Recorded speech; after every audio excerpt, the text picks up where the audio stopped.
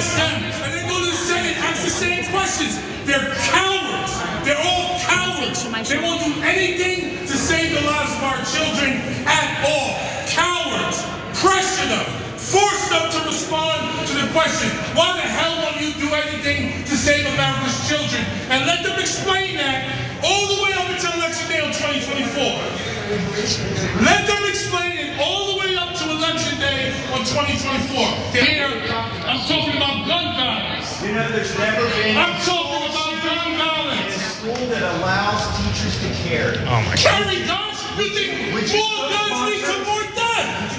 More guns lead to more death. Look at the data. You're not looking at any data. You're carrying the water for the gun lobby. Look at the data. More guns lead to more deaths. States that have open carry laws have more death. States that have open carry laws have more death. Are you listening to what I'm saying? Calm down. Children are dying. 9-year-old children.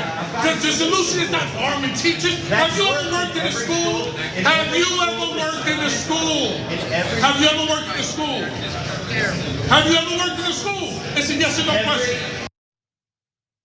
Clearly, Republican Thomas Massie ain't never worked in a school, but he got schooled that day. That's right, because Bowman had taught in the Bronx. He also founded a public middle school there where he was a principal for decades. He gives a damn about the kids and the fact that they're dying because the Republicans want to keep getting their coins from the NRA. 6 lives are on the table now, including 7 of the shooter. And we have the picture of those 6 lives that were innocent here.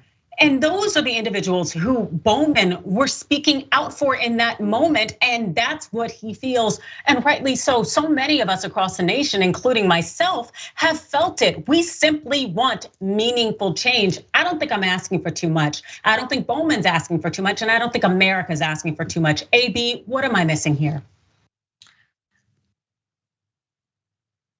I'm not sure what you're missing, to be quite honest with you. I guess at this point, it's if everyone's hands is tied, then who does the responsibility of fixing this issue fall on? Because that's all we continue to hear is that we can't do more. We can't do more to fix it. We can't do more to protect children. We don't want to give up our gun rights. So whose job is it to make sure that we are protecting the very population of people that we say that we love and we want to make sure that they're good to go, right? I think to go to Marjorie Taylor's point, it's getting, I'm fed up because at this point you feed so much false information. Like you take apples and call them oranges. When you talk about how we're protecting the president and how we protect celebrities and stuff like that, you're really gaslighting because the people who are in charge of protecting those people, not only are they screened to make sure that they are qualified to protect these people, but they are also trained on using whatever weapons that they use for protection. So let's start there.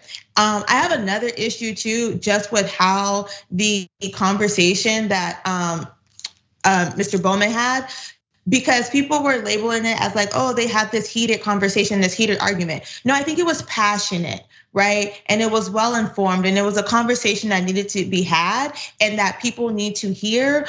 Like citizens, American citizens hearing our representatives and our congressional leaders advocating and saying out loud, we need this type of change and it needs to happen now.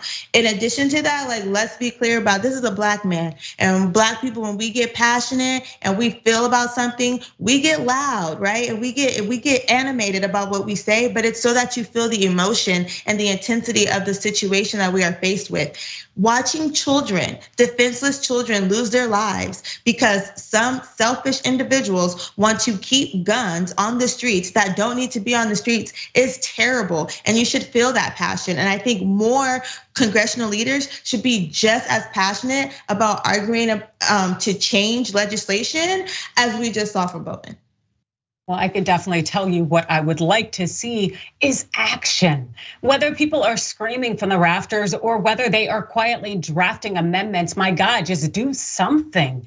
That's the thing. And I totally understand why Bowman was as passionate as you noted as he is, because a lot of us have felt the triggering feeling of seeing more children die. At the same time, I need action. And I know that's what you want too, is for people to actually take the steps that are necessary to make meaningful change.